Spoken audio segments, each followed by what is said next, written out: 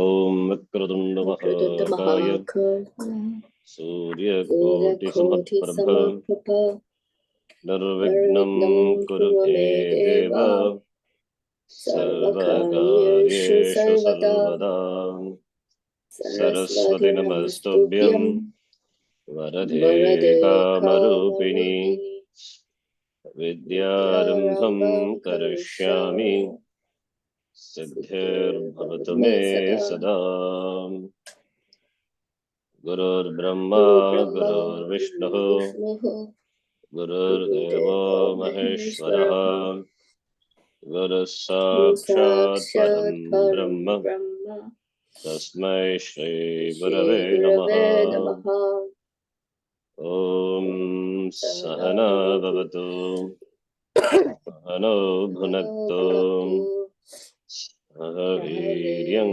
Karavavahai Tejasvinavadhitamastu ma vidvishavahai Om Shanti Shanti Shanti Om Shri Paramatmane Namaha Om Shri Paramatmane Namaha Atha Tritiyodhyayaha Atha Tridiyodhyayaha Shri Bhagavanu Vacha Shri Bhagavanu Vacha Shloka number 22 Name Parthasti Kartavyam Name Bhartasti Kartavyam Trishu Lokeshu Kinchana Trishu Lokeshu Kinchana Nanavaptamavaptavyam Nanavaptanmavaptavyam Vartayeva cha karmani Vartha eva cha karmani Yadi ahyaham navarteyam Yadi hyaham navardeyam Jatu karmanyatandritaha Jatu karmanya tandritaha Mama vartmanu vartante Mama vartmanu vartante Anushya partha sarvashaha Manushya partha sarvashaha. Up to that we have seen. Hey Partha, in all the three worlds, that which is not accomplished is not there. That yet to be accomplished is not there in all the three worlds. And kartavyam also not there, to be done also not there. Still I engage in karma. Suppose if I don't do, what will happen? Vitireka. If I don't do, yadi aham navarteya, jatu, ever in karmani, atandritaha, without laziness, then what will happen? Manusyaha, in all ways they follow me. If I don't do karma, they also follow me.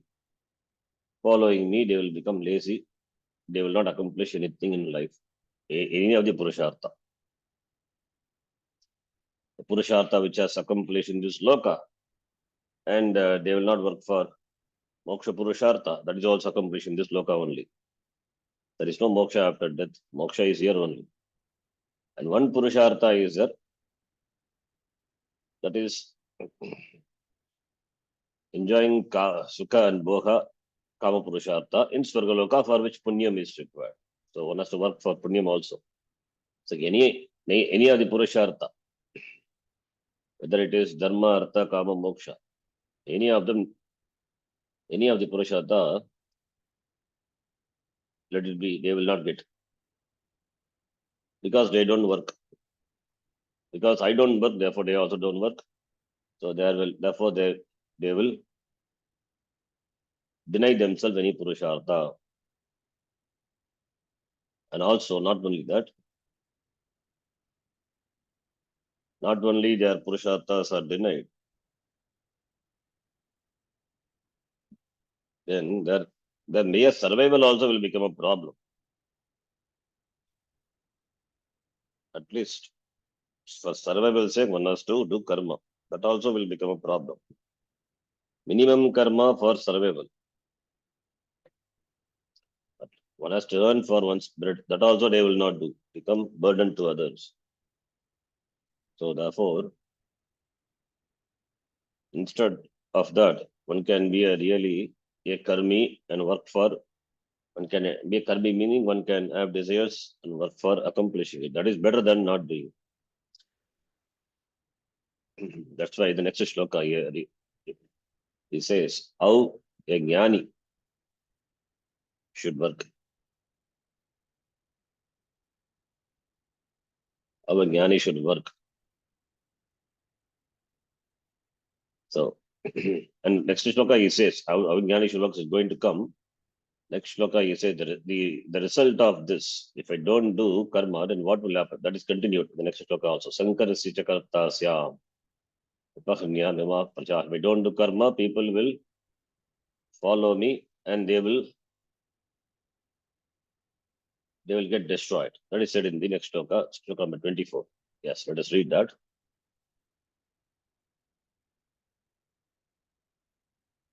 Further, Krishna continued, shloka number 24. Utsideyurime lokaha Utsideyurime lokaha na kuryam karma chedaham na kuryam karma chedaham sankarasya cha kartasyam sankarasya chat kartasyam upahanya upahanyamimah prajah. upahanyami maf prajaha. So this is another effect. That is, if I don't do karma, what will happen? People will follow me. Following me, what will happen to them? Upahanyamima prajaha utside yugu ime lokaha. These lokaha, these people, they will perish. They will destroy. They will get destroyed because they don't do anything. So no purushartha. They will not work for any purushartha, and therefore nobody will work for any of the purushartha. And sankarasya chakartasyam. Bhagavan here beautifully uses the word sankarasya. The same word used by Arjuna.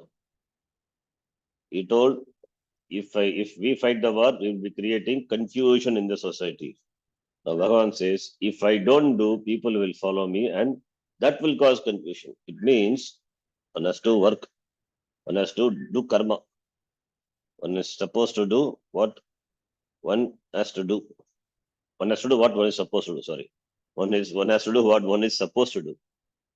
At any point of time, it is in any situation, one cannot neglect one's swadharma. Only when I don't do, only when one doesn't do is swadharma, is ought to be done karma, then only confusion is caused. Not by doing. So is dismissing the idea of Arjuna. Arjuna, in the first chapter, he told, this war will create confusion. Sankaro naraka eva. He said, Adharma abhibhavat Krishna pradushyanti kulastriyaha strishu dushtashu varsteya jayate varna sankaraha sankaro narakayeva kulagnanam plusya cha patanti pitaro hesham luptapindo dako kriya luptapindo daka kriyaha iti. In the first chapter he said 41 42, if I remember the shloka number. So the same word sankara, yes, sankara, not shankara. Sankara means confusion. If we fight the war, it will create confusion. Iti Arjuna said in the first chapter. Now here Bhagavan says, if I don't do karma, if I don't do my duty, if I don't perform any action, I will be the author. I will be the author of confusion in the society. So sankarasya cha kartasyam and upahanyam ima prajaha. I would be the destroyer. I will become the destroyer of these people. If I don't do, I would become the destroyer. The same thing is applicable to Arjuna also. If Arjuna, because he is also one of the prominent person in the society. So if he doesn't do, people will follow him, and then that will create confusion, and that will be equivalent to destroying the people. So that is the idea. So the same argument of Arjuna is taken and dismissing him. Let us read further. Utside yuhu. Utside yuhu is ling lakara. Bhavet bhavetam bhave yuhu. Utside yuhu. Lokaha. Lokaha is janaha. Naraha. Manushyaha meaning. Lokaha utside yuhu. Lokaha, people will perish. Chet aham na kuryam. Kuryam is uttama purusha ekavachanam. If I don't do what karma. Chet means if. If aham na karma kuryam. Aham na karma kuryam chet. If I don't do karma, then what happens? Ime lokaha utside yughu. These people will perish. These people would perish. May perish. Also, sankarasya cha karta syam. Aham karta syam. Syam is also ling lakara asdatu. Aham karta syam. I become the author. I would become the author. I would be the author for confusion in the society. And also not only that, ima prajaha upahanyam. Upahanyam also same. This linglakara. I would destroy these people. I would be the destroyer. Ima prajaha upahanyam. I would destroy. I would be the destroyer of these people. I would destroy these things. I would destroy means not he will destroy. Because of confusion, people get destroyed, then I become the cause. Therefore, I would destroy these people. I would become the destroyer. If Krishna performed no action and the people followed him, let them follow, one might say. But what is the consequence? The problem is that they would destroy themselves in the process. They would destroy, not Bhagavan Vishnu, but since since Krishna is a pramana, a norm, therefore, you would become the author of destruction. The problem is that they would destroy themselves in the process. If the people have innumerable likes and dislikes, and they don't perform the actions that fulfill them, what will happen? Because they have no viveka, no discrimination, they will become insane, which is what destruction means here. It's not physical destruction, it is destruction in terms of that no viveka, therefore viveka not there, and the consequence of that, they will become insane. All become abnormal. That's what insane means. They will become abnormal. They will become lazy. They become lazy. Not working for the fulfillment of their desires. Becoming lazy. They will not gain anything. So that is a destruction. There is no destruction for a human being other than insanity, madness. They become abnormal. What's the first person has to be normal. It's natural a person to have desires, to entertain desires, and working for the desires is also natural. That is normal. One has to work for desires. If one is not spiritual, not yet become interested in adhyatmika vishaya, in spiritual, if one is materially interested, enthusiastic, then the person has to follow that. The person, because that will eventually bring him to the adhyatmika vishaya, spiritual life later. After having fulfilled the desires, when he gains maturity, he will come around naturally to this spiritual life. That then only spiritual life also will become valid. In fact, the fulfilling the desires, the basic desires, and becoming relatively satisfied, that is required. That is a means, in fact, means for a person to come to the spiritual life. Without that, spiritual life is not possible. With the desires unfulfilled, one cannot take to spiritual life. One has to be relatively happy, relatively satisfied. One has to relatively fulfill all the legitimate desires. So natural to have desires, and so naturally enthusiastic the person should is to fulfill the desire. And he should be, in fact. Now, following me, if they don't perform any karma, then what will happen? They become abnormal. They become insane. So everyone normal and abnormal is born of ignorance and error. Because there is a little difference between the empirical, objective, and subjective. This ignorance and error can lead to madness. There being a streak of madness in everyone. This is why it is said that the line between sanity and insanity is a very fine line. It's a very thin line. It's a very thin line. There's some difference in the gray matter. So insanity and sanity. If you see an object, you don't see it objectively as the object is, because there is always a certain subjectivity involved in the seeing. Therefore, it is very difficult to distinguish between the subjective projection and objective appreciation. A sane person is one who has some objectivity, while an insane person is more subjective. So more subjectivity, insanity. And objectivity. More objectivity, the person is a viveki. That's what the person becomes a vairagi. Viveki is spiritual, more objectivity. Some objectivity, if there is some objectivity, not completely, then the person is sane. So that person only can live in the world, really working for fulfilling the desires and fulfilling it. That person is sane. On either side, if it is on the spiritual side, that person from sanity improves to saintliness. On the other side, from sanity to insanity it moves. So it's the difference is the more the subjectivity, the insanity is more. Therefore, that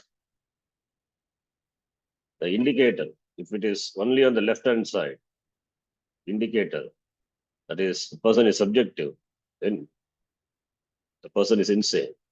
If it is in the middle, somewhat in some range in the middle, then the person is a sane. If it is completely on the right hand side, on the other, the indicator, then the person is saintly, spiritual. So therefore, a sane person has some objectivity. Insane person has got more subjectivity. He or she also has some objectivity, but that is very less, more and more subjective. An insane person eats bread and not rocks, just the same person does. This much objectivity he has or she has. This animal also has. So, objectivity, what is required for survival, he has. Not more than that. The insane person. The problem is that such a person may feel persecuted, for example, when in fact he or she is not. There may be some objectivity, but because there is a lot of subjectivity, we call the person insane. That will happen if the person doesn't do any action. Even a person who is very objective may have some degree of subjectivity. But because the objectivity is more predominant, he or she is called normal. So a sane person has more objectivity. If it is still more, then person becomes saintly. More and more objectivity, then more and more you are free. Your freedom depends on your objectivity, the amount of objectivity. The more and more the objectivity, the more and more you are free. If you're completely objective, then you are completely free. The person may expect that money will provide security, an expectation that cannot be described as very objective. Another indication of subjectivity is when the person doesn't take people as they are and instead projects his eyes his or own fears upon them. Thus, the difference between those we describe as normal and those we call insane is not very much. The insane person is more subjective than objective, and the sane person is a little more objective than subjective. There's a fine difference between them. So, not much, but fine difference. So, insanity can occur with the increase of one's subjectivity or the decrease of one's objectivity. It doesn't take much time, and that's what meant by here destruction. So, from normal to insanity, instead of lifting the people from normal to sanity, so by not doing karma, because they imitate me, follow me, I'll be pulling them down. I'll make them more and more subjectivity and making them insane. Insanity will increase. That is the Sankara confusion. So I'll be the creator of that. Bhagavan Krishna says. Performing action as an example to others. Therefore, Krishna told Arjuna in this shloka, if I don't perform karma, these people will definitely destroy themselves. Krishna was not talking about here talking about being in charge of all the three worlds. Lokaha means worlds, people. Here it means people. Krishna did not say that if he perform no action in his capacity as Ishvara, all the worlds will fall apart. He did not say that. If this were the case, then no problem. There will be no problem. We all will gain moksha because Ishvara turned lazy. This is the kind of translation that can happen if the Lokaha is not properly understood here. What Krishna meant here, that the people would destroy themselves if they perform no karma. He also said that if you perform no action, you would be the author of confusion, Sankara. Arjuna thought if he would if he fought this battle, he would create utter confusion in society and thereby incur sin, papam. This is why he did not want to fight. Now Krishna was telling him that by not fighting, Arjuna would be creating confusion because the people would also not do what was to be done. Knowing all this, Krishna knew that he himself had to set a good example because people follow him. It's a norm he has to set, pramanam. Otherwise, he would be the cause of everyone's destruction.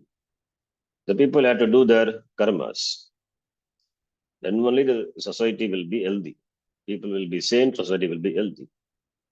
Not doing them was not going to help them. They would not be happy not doing what was to be done by them.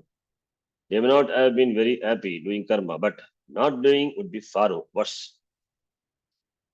One big tamas, mass lethargy, would completely overtake the society.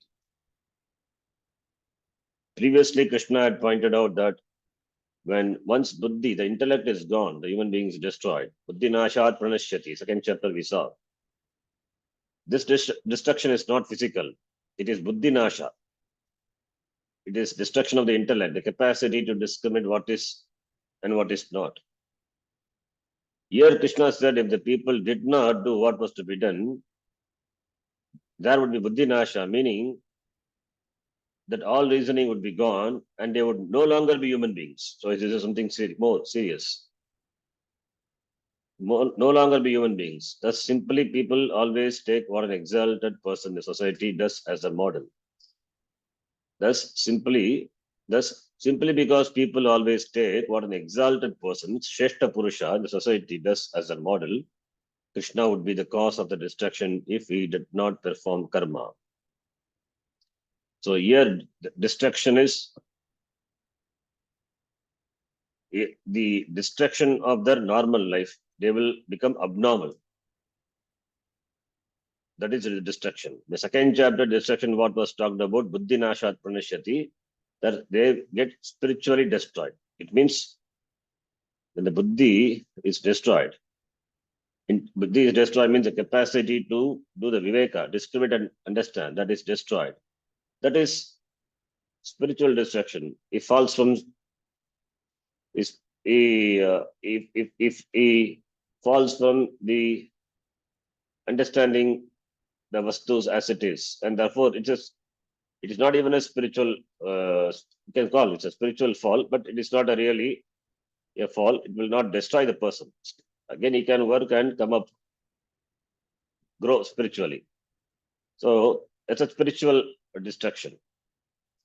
It's a spiritual destruction, and of course that one, if one falls down again, he can get up and work for it again. So that is Buddhi Nasha, second chapter.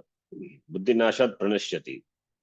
But it's very difficult to get up again and walk forward. It requires more courage. So that is a Buddhi Nasha in the second chapter. The context is different there. There the desires overpower the person loses his viveka and is completely, his course is completely turned towards material. That's why he said he falls from being spiritual, and therefore he becomes more and more materialistic. That is not a distraction. That maybe from Adhyatmika standpoint may be a distraction. But here it is a real destruction. Not physically, not being normal. It is equal to destruction only. Not being normal, not being sane. As a human being endowed with the buddhi, the faculty to think, to choose, to work. So that not being used, then what is the point in being a human being? So the given faculties are not used. Therefore, it is not worth to be a human being, and they will not also. So that is a destruction here. So here it is not the spiritual destruction. Here they will be materially deprived of their goals. They don't have goals. Even the goals what they had, that they will not work for it because of laziness. So it's sort of a physical destruction. Not that they will get destroyed physically. They will be deprived of physical enjoyment, physical comfort, the physical the physical comfort which the world provides. They would be deprived of that. The physical comfort, the happiness, the contentment, relative contentment.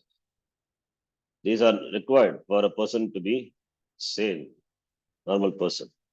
Therefore, they would be abnormal, being more and more subjective. So, therefore, they become abnormal, insanity. So that is the destruction. See that, yeah, we use the word destruction. You need to note that destruction. When in the Shastra, the word destruction is many times frequently used. Even Buddhi, Manonasha also is used. Manonasha. Buddhi Nasha, that is different. Manonasha. Destruction of mind. So the destruction is not, any destruction is not physical destruction. Physical destruction naturally happens. When a person becomes old, it gets destroyed. Naturally, the body loses all its vitality and it falls apart. It naturally happens. Nobody need to enforce this destruction.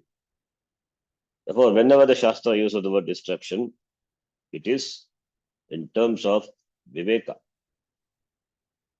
The destruction is the Viveka Nasha, not physical destruction, not Sharira Nasha. Buddhi Nasha meaning Viveka Nasha.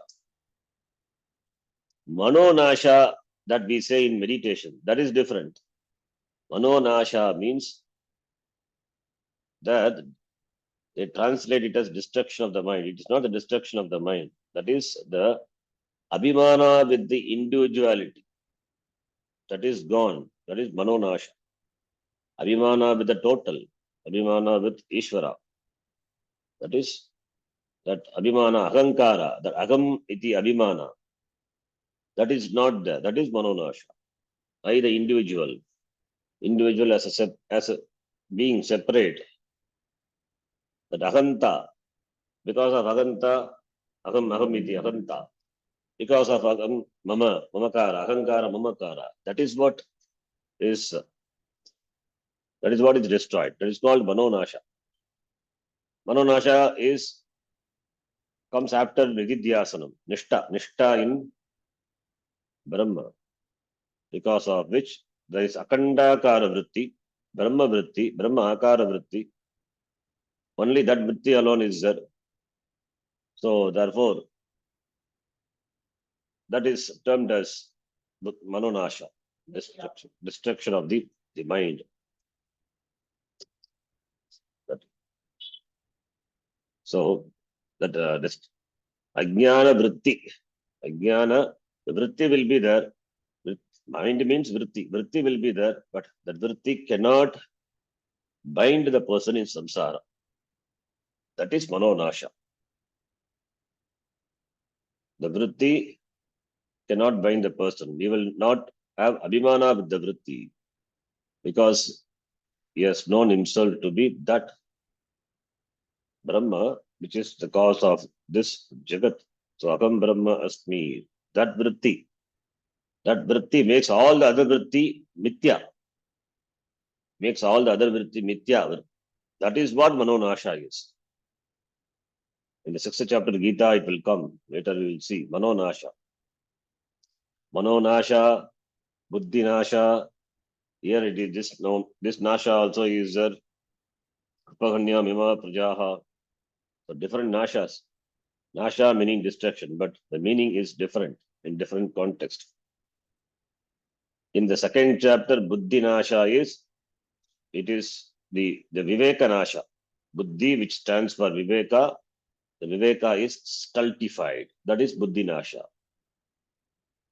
Here also is Buddhinasha means Viveka Nasha, but here the person is not a Mumukshu, he's just a Karmi. He's just a Karmi. Being Karmi, he loses his objectivity. He loses his Viveka. Therefore, insanity, we say. When the person becomes highly spiritual, attains matured meditative state, accomplished meditator, that time the mind is destroyed, we say, Manonasha.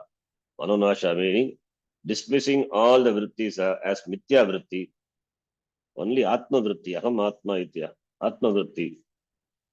That is Manonasha. So depending on the context, you have to take the meaning of the word Nasha. Nasha is not destruction. Destruction in the literal sense. Okay, we'll stop here. It's a good point to be noted because other Gita class also, in the class I come across the word Nasha. We have seen Buddhi Nasha before, and Manonasha comes in 6th chapter. And here also Bhagavan Krishna talking about Nasha.